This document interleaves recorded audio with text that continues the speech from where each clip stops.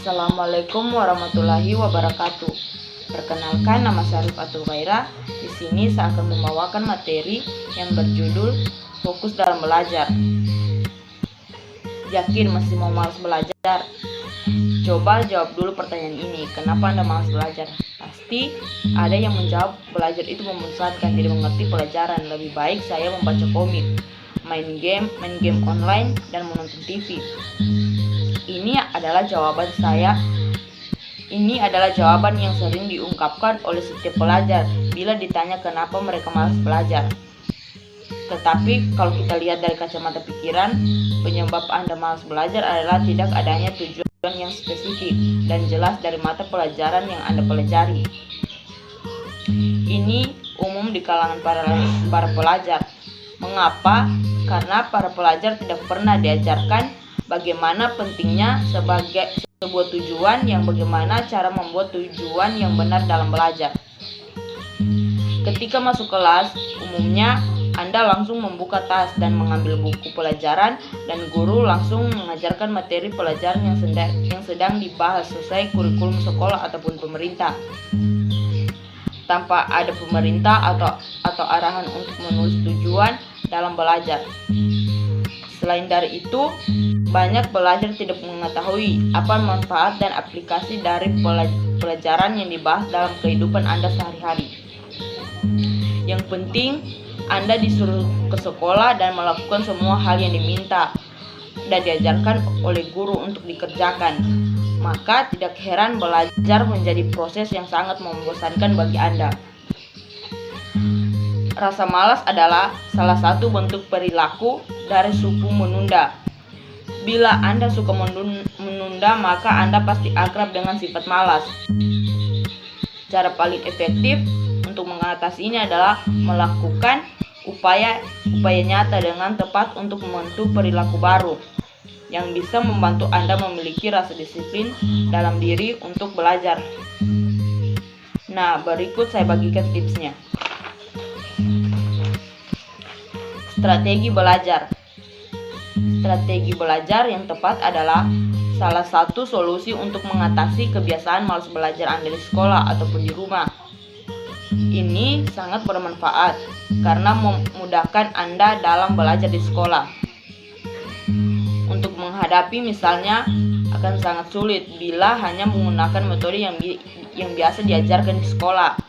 Tetapi bila menggunakan metode yang berbeda, yang menggunakan kemampuan alami yang Anda miliki, maka akan sangat mudah bagi Anda menghafal 20 kata-kata yang beraturan dan acak. Prioritas belajar. Ini sangat penting. Bila Anda tidak membuat prioritas belajar, maka Anda akan keteteran dalam belajar, baik di sekolah ataupun di rumah.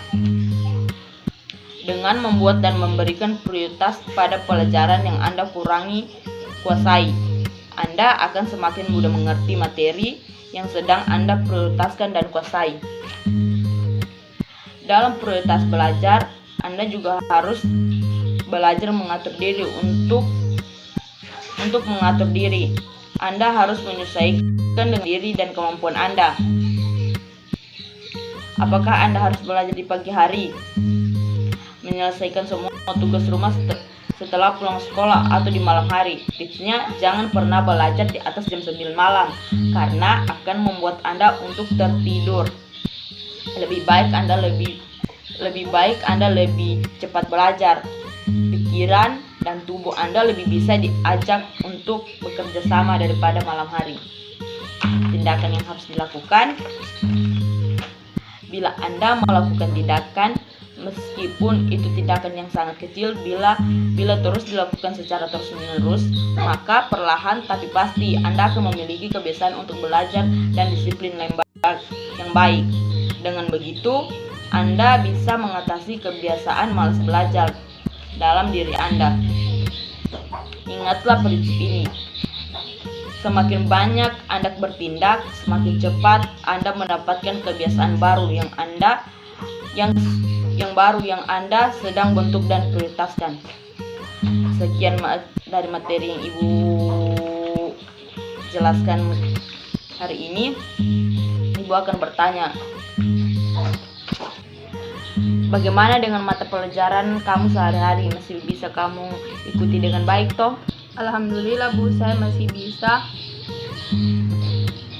Saya selalu mengikuti setiap pelajaran, tapi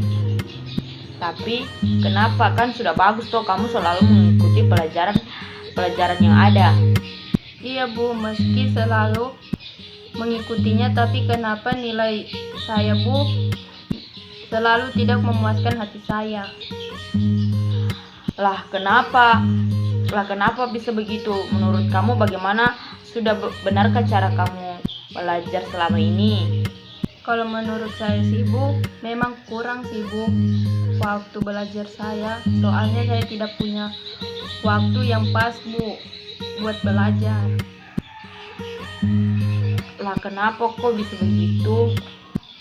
Iya Bu, gimana tidak, setiap hari kerjaan saya selalu membantu ortu. Dari pagi bangun tidur, saya membantu memasak, bersih-bersih rumah. Sampai jam 6 saya terus mandi dan berangkat sekolah. Sampai sekolah langsung masuk kelas Bu. Jadi saya merasa capek banget Bu, dan akhirnya pas waktu guru menerangkan, saya malah jadi ngantuk, gak bisa berkonsentrasi, dan jadi malas untuk mencatat dan mendengarkannya Bu. Lah emangnya kamu bangun jam berapa? Saya bangun jam 4:30 Bu. Terus sepulang sekolah kegiatanmu apa aja di rumah? Sepulang sekolah sih Bu, saya bantu-bantu ortu lagi seperti biasanya, memasak dan bersih-bersih rumah sampai jam 5 sore, terus mandi dan main ke tempat teman atau jalan-jalan sore sampai maghrib pulang. Terus nonton TV, dan kalau udah merasa ngantuk habis sholat isya tidur Bu. Terus waktu belajar kamu kapan? Kalau hari-hari kamu isi dengan kegiatan itu. Kalau bantu orang tua memangnya sudah kewajiban kita sebagai anak. Kalau waktu belajar saya kadang sebelum tidur Bu, tapi kalau itu juga belum mengantuk. Jika ada mengantuk, saya langsung tidur Bu. Tapi tiap ada tugas sekolah kamu juga bisa mengerjakan dengan baik toh? Seandainya kalau ada tugas, kadang saya kerja di sekolah Bu. Juga ada teman Bu yang sudah mengerjakan terlebih dahulu. Setelah saya mendengarkan semua dari cerita kamu tadi, menurut kamu sendiri bagaimana, sudah benarkah cara kamu mengatur waktu sehari-hari kamu? Kalau menurut saya sih Bu, memang kurang benar, apalagi dalam waktu belajar saya masih kurang Bu. Terus menurut Ibu saya mesti bagaimana agar waktu belajar saya itu bisa tertib? Kalau menurut Ibu sih kamu sudah benar dalam membantu orang tua kamu. Hanya saja kamu kurang menjadwal antara waktu belajar dan waktu kamu bermain bersama teman-teman kamu, dengan waktu ketika nonton TV maupun waktu tidur kamu. Iya Bu, saya sendiri juga sadar waktu belajar saya malah saya habiskan dengan nonton TV Bu, dan mulai sekarang saya akan membuat jadwal sehari-hari saya agar waktu belajar saya bisa tertib dan mendapatkan waktu yang lebih panjang, dan saya akan berusaha melaksanakan jadwal itu dengan sebaik-baiknya agar nilai saya nantinya bisa lebih baik seperti yang saya harapkan. Bagus kalau begitu. Berarti kamu sudah tahu sendiri letak kesalahan kamu di mana, sehingga nilai kamu tidak bisa memuaskan diri kamu sendiri. Dengan kamu buat jadwal kegiatan sehari-hari kamu bisa mengatur waktu belajar kamu dan kegiatan yang lainnya juga tidak tergantung, dan kamu bisa merasa tidak terbebani dengan kegiatan-kegiatan khususnya membantu orang tua dan belajar kamu. Iya Bu, saya sekarang bisa mengerti dan paham Bu. Saya rasa Ibu memanggil saya ke sini banyak keuntungannya bagi saya. Saya bisa tahu letak kekurangan dan kesalahan selama ini Bu.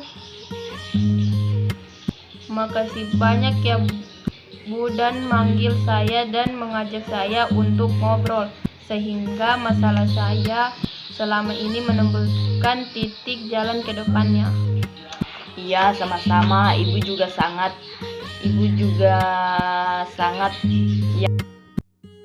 yakin lebih baik dari yang kemarin, asal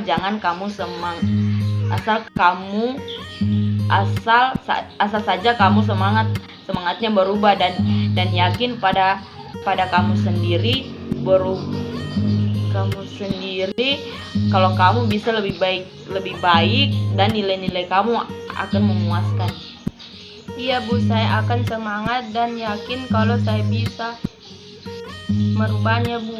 Bagus kalau begitu. Ibu kira sudah terlalu siang, anak-anak juga sudah mulai pada pulang. Ibu kira sampai di sini bulan kita. Kalau masih ada yang mengganjal di hati kamu bisa datang ke sini menemui ibu kapanpun kalau kamu mau. Saya kira juga sudah cukup Bu. Dan hari ini hati saya lega Bu, bisa bercerita sama ibu dan mendapatkan solusi serta jalan yang terbaik buat saya Bu.